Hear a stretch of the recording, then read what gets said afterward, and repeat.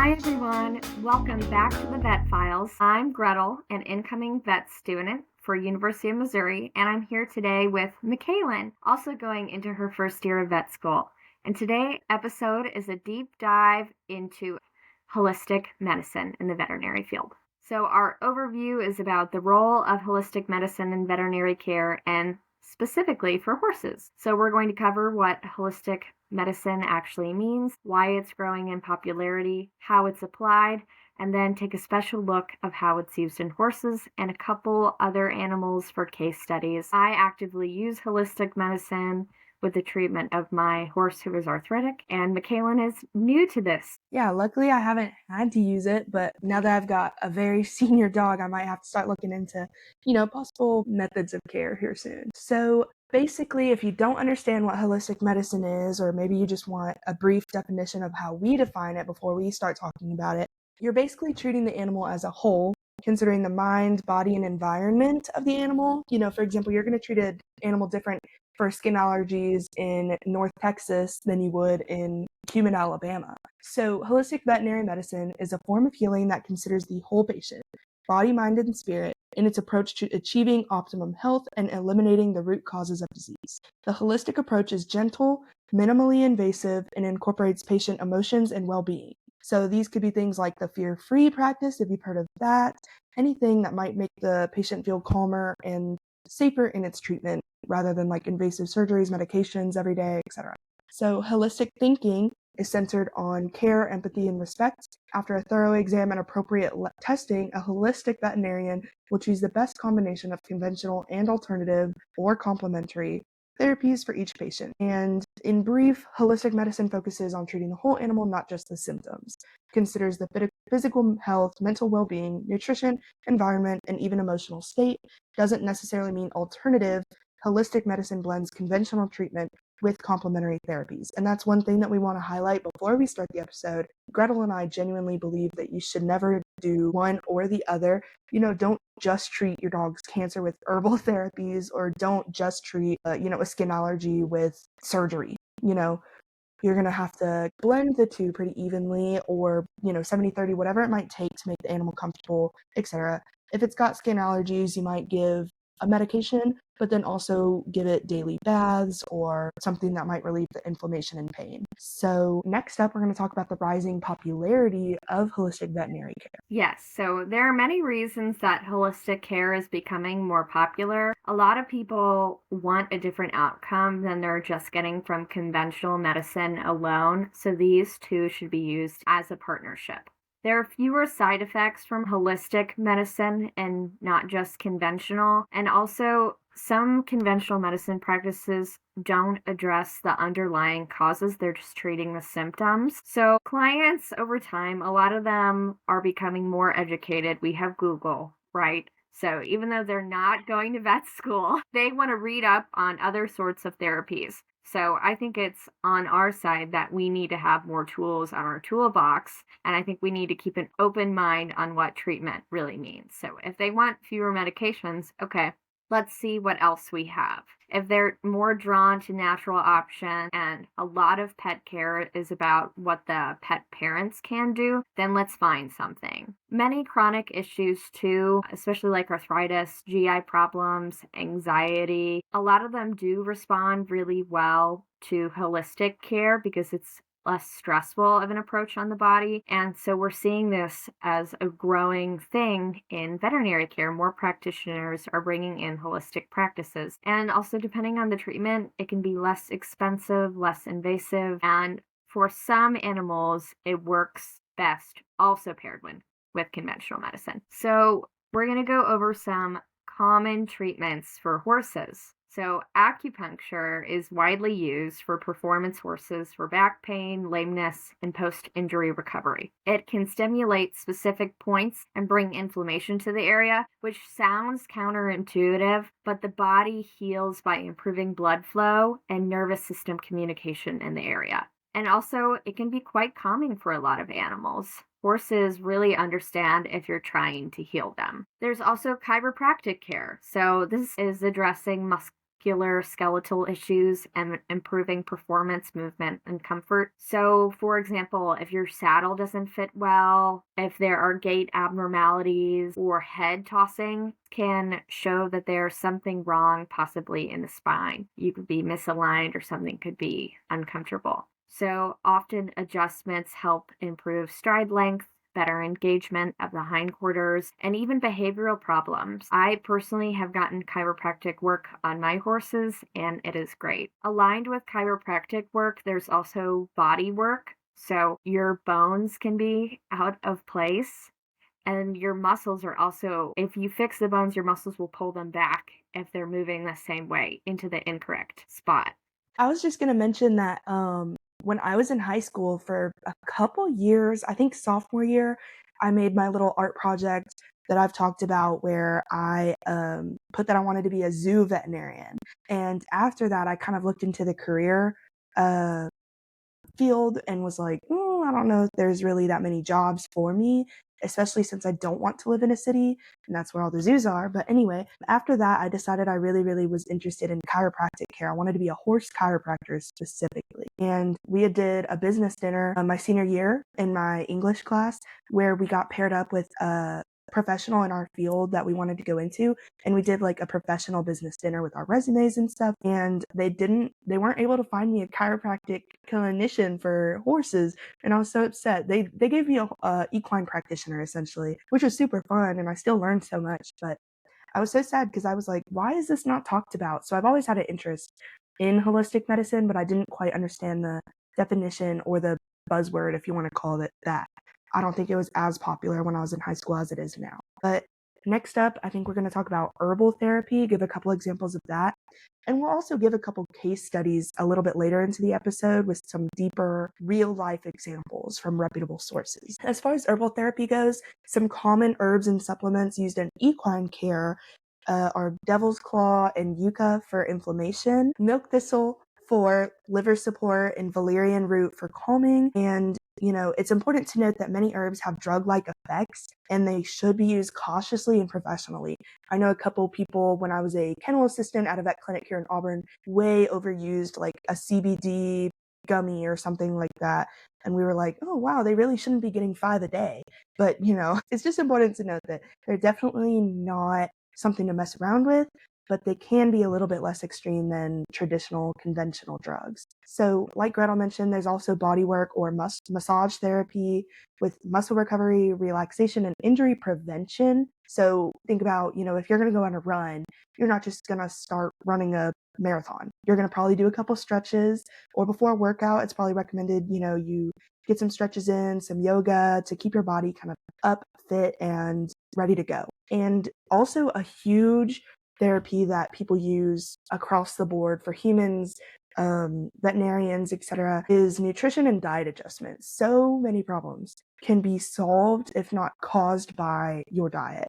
That's, again, humans and dogs. I can't tell you how many case studies, stories, etc. we've seen when researching for this episode about, my dog is suffering from a heart issue, or my dog's suffering from, like, especially with the organ issues, a lot of times that can be caused by overeating or what they're eating. Like cats, I did a whole research project on how you can't feed cats certain vegetarian diets because they need taurine, which is a protein that they need, or else they will go blind.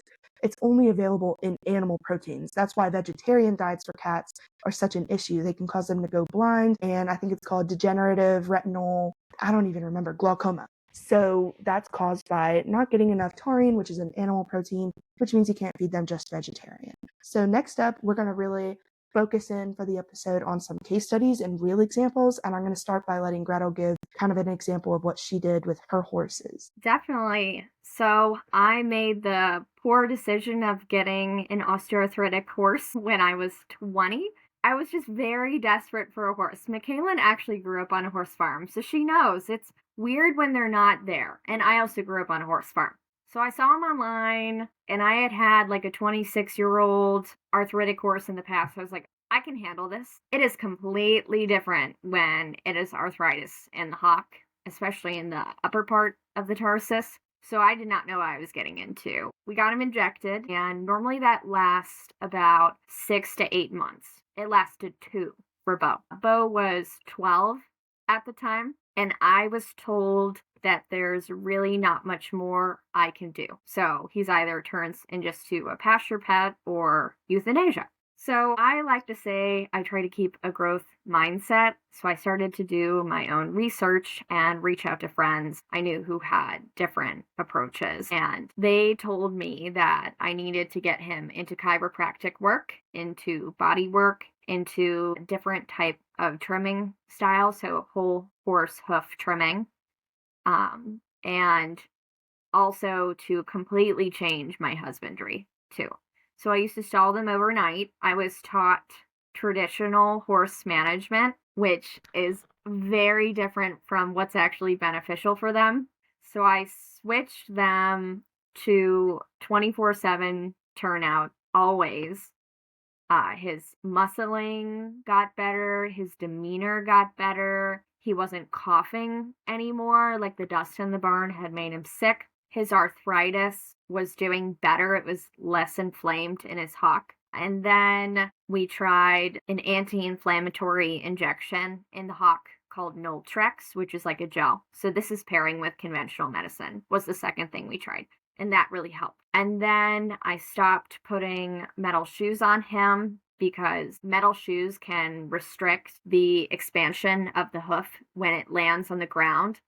And, hooves are shock absorbers. So we're increasing the concussion when we have a metal shoe on. So he got pulled off to be barefoot and then glue on shoes when needed during the year. He got body work done. The shape of his neck changed from like a J to a muscular shape. I went to riding clinics who were osteopaths, and they taught me how to ride differently too. Once he was sound enough, like pushing him onto his hind end to build muscle and not just throwing everything on the forehand because his body was so out of whack. And it took years to really make a big change, but I showed a video of him to several veterinarians and vet students in before and after pictures, and they could not believe. I mean, he basically had a death sentence when I got him, almost, if he had been put into the wrong hands per se. Like he came from a lovely owner, but she wasn't like an obsessed future vet student like myself, which most people aren't. So for other people's like disaster and avoidance, it was my greatest life lesson. And it's actually changed my whole approach to medicine because I don't see it as fixating on one point of the horse anymore. I see you have to treat every part of the horse or animal that comes in the door to really make an improvement. One thing out of whack throws off the whole system. And their diet changed too. I got them on 24/7 forage, which I was not taught at a young age. And I got them off of the high sugary, like sweet feed, which I was taught when I was younger. Low sugar, high fiber, and their demeanor changed and his hooves improved and he was less likely to become laminitic, and all the inflammation in his joints also dramatically reduced. So like Michaelan was saying, so much of this is preventable. And so much about it is swallowing our pride and just doing research and seeing what works. And knowing that no animal is perfect is what I've learned. There's not one horse that doesn't have a problem in some form of way. If your horse you think is perfect, you're not looking hard enough. Yeah, I think prevention is really key in holistic medicine. I was telling my friend who's really into holistic remedies, if you will, or just holistic living in general, nutrition, whole foods, all that stuff. And he asked me about flea and tick prevention in a holistic or natural way. And I didn't know anything about that. I was like, that's actually a great point. And I kind of researched it, looked into it before the episode, and I didn't feel informed enough to talk about it in the episode. But I will say the only kind of resources that I found were slightly reputable, like, they're veterinarians, but they haven't done more than 1 or 2 examples. And I wasn't just quite sure if it actually worked or not, but it just said to kind of spray them down with citronella, anything that you might use to deter mosquitoes, you can also use to deter fleas and ticks, is what they were kind of saying. And I just don't know if that's feasible. I don't know if it's feasible to say, oh, every single day I'm going to go spray my dog down with some sort of natural remedy. But if somebody's very opposed to chemicals or medications like Bravecto or any heartworm prevention, then that might be an option. I just thought that was something interesting to mention. I also think the raw diets are something that I would like to research a little bit more. I don't know enough about them. I know, like I mentioned, if you don't feed the correct diet, even if it's raw, that doesn't mean it's good for the animal. If you're feeding a cat a raw diet that has no, meat in it, it's going to go blind. And it can really just cause issues for any animal, not just cats. You really have to put in a lot of research into what you're feeding, and then it can be effective. But I, again, don't feel educated enough on the topic to mention it in this episode. We might do something in the future on it because I think it's really interesting and really controversial between pet owners, veterinarians, SAVMA, AVMA, everything. So I'd like to talk about that in the future. For now, the next case study we're going to talk about is from a holistic care clinic in North Texas, and the veterinarian is Dr. Sean. It's Paws and Claws Animal Hospital. They had a couple different case examples, and I chose this one because I think it really highlighted the conventional and alternative therapies combining together to give the best result. So the patient came in with a large breast tumor. It was diagnosed with breast cancer. It was a 14-year-old Cocker Spaniel. Her name was Onyx, and the owners wanted to take a safer approach to anesthesia specifically, which I would like to research a little bit more about because I didn't know that there was a different alternative. I don't quite know what they meant by that. And then they removed a 2-pound tumor from her breast and then put on a unique protocol of natural herbs and homeopathics for cancer. So used in conjunction with conventional therapies such as chemotherapy and radiation. A lot of patients live 6 to 12 months longer than expected if not treated with those specific therapies. Those who choose no chemotherapy or radiation still respond well to the natural therapies that support the immune system, enhance detoxification, and support damaged organs. So I thought that was just really, really interesting because, like I said, you don't want to treat cancer 100% with an herb or, a bath, but it is interesting to combine the two. That's true. I completely agree with combining the two. For example, in my equine career, with my horse Bo, I still get him injected and we still use Noltrex and steroids. And I've also looked more into like the realistic nature of that. So scientific findings say that it's not actually damaging to the joint to inject it more, but you want to reduce your use of steroids because it makes them more able to become laminitic. So with all my holistic approach, I only have to get him injected around once every 10 months. And before, he would only last 2 months. So I can't completely go without it because I want to keep him the most comfortable that I can, but it can make it better. And also, I normally hear about breast cancer in dogs pretty much being a death sentence for most. So the fact that they could combine the two and the dog lived is huge. I have another case to talk about too. So this is from the Royal Treatment by Dr. Barbara Royal. There was a dog named Moonshine who had MRSA. She was only 1 year old, osteomyelitis,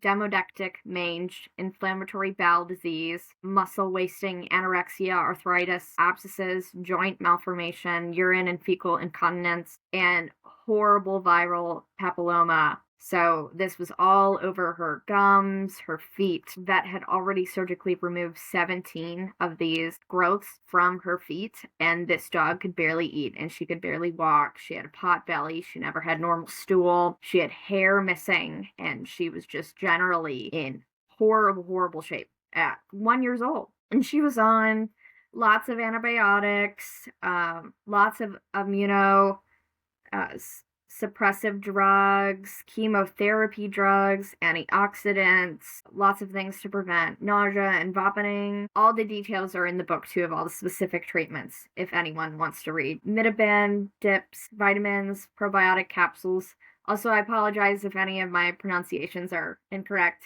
We're going into vet school, but we're not doctors yet. Basically, Dr. Barbara Royal was talking about how all these medications were intended to improve her condition, but Moonshine's body was rejecting them, and it was actually having the opposite effect on her. So some of the steroids and chemo drugs actually caused inflammation in her GI tract, causing more loose stool. Biopsies in her gut had increased the inflammatory responses in the area. And also, some of the steroids caused calcified lumps on her, and this would cause a lot of trauma to the skin. And these pet parents had spent thousands of dollars trying to get their dog treated. And so she got referred to Dr. Royal, who said, let's not forget there's an animal here, not just the diseases, and her name is Moonshine. A lot about restoring health comes from understanding the endocrine system, circulation, and immune system. We really try to hit a lot of things with conventional medicine, but the body works in a lot of ways that we don't understand. We need to help the body support itself. So Dr. Royal's approach was changing her diet from kibble to a mixture of pre-prepared foods and wet foods, Panicure, which is a dewormer for the Giardia parasite, bath and sanitary haircut, full hemopet thyroid panel to fully determine her thyroid status, acupuncture, warm compresses on her left rear leg, DMSO, so this is an anti-inflammatory, antioxidant, specifically helping breaking down the calcified lesions. They stopped all of her immunosuppressive medication and they decreased the other ones one by one. They also stopped the Minibin dips and they added supplements to support the immune system, liver function, thyroid, skin, and GI health. And over the course of 6 weeks, the dog had vastly improved. And she also had lesions in the bones, and her bones had also improved in condition. So this is some of our talk because she didn't go fully away from conventional medicine, right? But she let the body do what it's supposed to do and support it. So sometimes adding too much, we always want to add, that can sometimes be harmful. We need to find when there is a fine line between throwing everything at it or setting the body up for success, because this was a 1-year-old dog. Like, the body wanted to heal and it just needed to find a way to do that. Michaela, what are your thoughts on this case? Isn't it really crazy? Yeah, we were going over this case before we started recording, and it was just like, that's the shortened version. She was going through and saying, oh, it was diagnosed with this, this. Like, the list just kept going. And then same thing for the amount of treatments. The 14 medications at 4 a.m. every single day is crazy. It's just mind-boggling. And it happens all the time in human medicine. I can't tell you, like, I've seen multiple people that I know personally and closely get diagnosed with one thing. They treat it with one medication. That medication causes a side effect, which is treated with a different medication, and the cycle goes so on and so forth. And then one day they just cold turkey stop everything, and they're better than when they started out.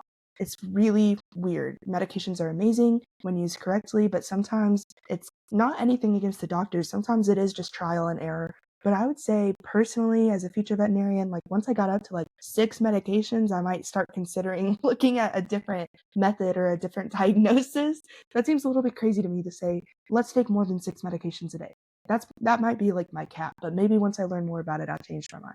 Who knows? And we also don't know if they were going to the same veterinarian. If you go to one veterinarian and get diagnosed with something and get one medication, then you go to a different veterinarian and say, I want a second opinion on this, and they prescribe another thing, and you continue to do that. It could also be a client error, even though it was done with best intentions. A lot of times things can be done with good intentions and have bad results, and that's another hard part of veterinary medicine, is understanding the client's needs and wants and trying to figure out what's wrong with them when they can't talk, and you're really relying on the client, which all ties back into client education. My goodness, we talk about it every episode because it's so relevant, and it's so, like, I wish I knew more about it, because the only kind of interaction with clients that I get right now at the necropsy lab is when I'm accepting bodies, and that's really, really hard. There's not much to educate on. The last thing I want to tell them when their animal just passed away and they're submitting for necropsy because they don't understand why is say, like, well, here's things you could have done better. Also, I'm not a vet. I'm not allowed to do that. But even if I was, that's not what I would say. I'm just kind of there to accept the body and maybe offer some comfort and say, like, here's our next steps. Here's what's going to happen once you give us and trust us with your animal. Because that's really hard to hear. Anyway, some challenges and cautions about the whole holistic herbal remedies, things like that. I can say personally, I was always a skeptic. It's so weird to say, like, ew, essential oils to use and treat a disease. That's so weird. Like, I still haven't done enough research on it to say essential oils do anything. That's why we didn't necessarily mention it in the case studies that we talked about. But I'm not saying they don't work. But that being said, misuse of herbal remedies can be harmful. We mentioned this earlier. So if you don't consider the interactions between drugs or competition regulations, like we mentioned with the side effects, the side effects of one drug being treated with another drug, everything can add up. Another thing to watch out for is to make sure your practitioners are credentialed. Look for certifications in veterinary acupuncture, or IVAS should be the letters next to their name, or chiropractic should be AVCA, etc., so on and so forth, because you don't want to say you go on Facebook and you look up veterinary chiropractic care. Somebody comes up, they say that they've been doing this for 30 years, etc. They might have been doing it for 30 years. That doesn't mean that they're using the correct methods. So that's another thing to watch out for. And then I'm going to let Gretel talk about client communication, kind of like I touched on. Oh, definitely. Michaela, I completely relate on being a skeptic. I was like, that hippie stuff, no way that actually works. That's how I was years ago. I was like, I am not trying that. There's no way. And then through my horse, I had to do it. Well, internally, made myself do it, and I saw huge results. So, a lot of owners are going to be incredibly skeptical, and I don't blame them. I mean, it's hard because conventional medicine is so supported by a lot of people, or they might be overly enthusiastic and then go against conventional medicine. I also meet a lot of veterinarians who won't try holistic medicine because they think it's not going to work. So I caution owners and I also caution vets to have a more open mindset and a growth mindset, because this is just about adding more tools in our toolbox. It's not replacing one or the other. Like Moonshine the dog, this didn't work for this particular case, but steroids and antibiotics help so many animals and save millions of lives per year. We're not discrediting that. It was just a case where it didn't work, and another approach of helping the immune system did. I would also say a lot of holistic medicine practices, this cannot happen alone. So there are veterinarians who practice chiropractic work, but there are also animal chiropractors, and they have more practice with chiropractic work. Same thing goes with equine dentists. There are very few vets who specialize in dentistry, so you might want to get an equine dentist. Same with body worker, or like I can look at hooves and I can trim my own, but I'm not an expert farrier. So it's all about getting us all on the same page. And there is a lot of conflict between doctor, chiropractor, farrier. I would try to find a team who could work together, because you don't want them to be fighting and having separate opinions. You want to find people who agree and have the same philosophies. And that's what I try to do now, and it helps my animals so much more. What are some trends, Michaela, that you see in the field? I personally, looking and talking with LSU's representatives and talking about, for example, so instead of teaching one semester of anatomy and one semester of physiology, they've combined it into a class called Form and Function, and it takes a holistic, whole body view of everything and how it works together, instead of saying, let's learn bones. Okay, cool. Now let's learn the organ systems individually and separately, which is how I learned human anatomy at Auburn. And that's nothing against it. It's just a different way of viewing it in a clinical approach rather than a rote memorization approach, essentially. So also there's more research being funded in acupuncture and especially nutrition. I have a couple friends that work in the nutrition industry and are majoring in, human nutrition,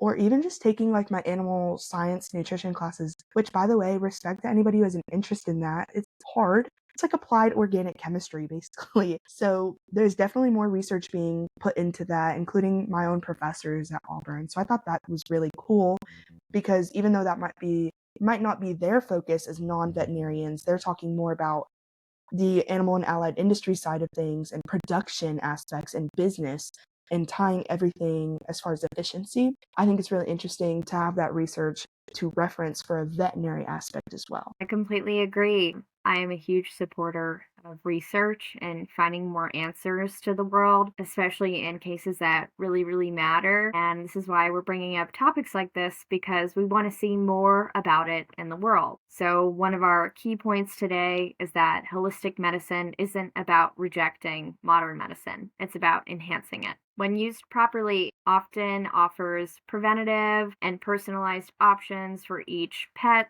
and it can help them in a more gentle way. Especially in my case with horses, stress predicts a lot about how the body heals and the immune system functions. They have a huge physical demand of their body every day by carrying that much weight. Subtle imbalances can throw them hundreds of pounds off in one direction. And we need to use a holistic lens when it helps. So, if you're curious about any of these topics, please talk to a veterinarian who works in integrative care. And if you're a vet, please consider adding some holistic practices to your clinic. And always do your research. A natural remedy still needs medical approval from a doctor, and we need things to go hand in hand, not one without the other. Thank you all for tuning in today. And our website is live. It is thevetfilespod.com. And we'll have all of our resources listed there for this episode. And then our next episode will be file 3, and it'll be on parasites. So it'll be basically from fleas to flukes. I'm taking a parasitology class right now, a grad level parasitology class at Auburn. So we will dive into the world of fleas, ticks, worms, and more, exploring prevention strategies, treatments, other fun facts, and all that. So once again, thank you for joining in, and we will see you next time. Bye.